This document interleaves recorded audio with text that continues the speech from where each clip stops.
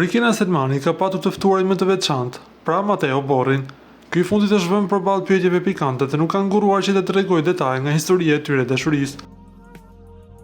Në një moment, Brikina tha se publiku është kurioz të di se çfarë flasin ata në telefon për 7 orë.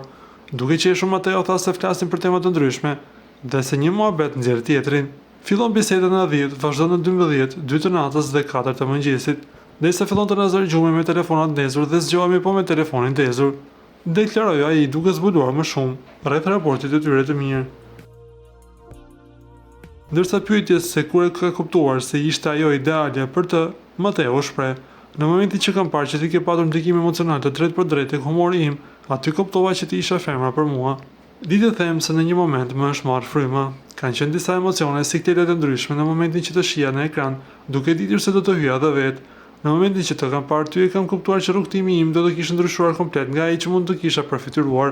E dija që kur të hyja brenda është një shprehje që thotë, aty ku ka patur shkëndija ka gjithmonë zjarr, dhe unë kisha ardhur me bidonat me benzinë me vete, se zjarri ishe ti vetë", deklaroi Mateo.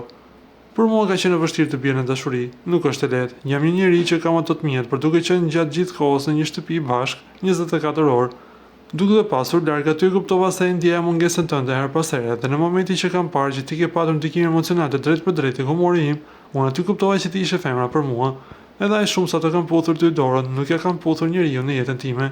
Nga ana tjetër, Brikena deklaroi: "Shumë e vërtet, edhe jashtë shtëpisë më të famshme, është diçka që e bën gjithkohës dhe unë e vlerësoj shumë.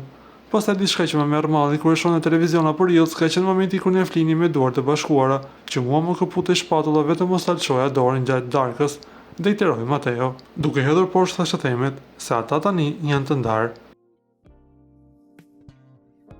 Para se të ndiqni lajmin, ju lutem klikoni tek butoni subscribe për të marrë të rejat më të fundit nga showbizi shqiptar.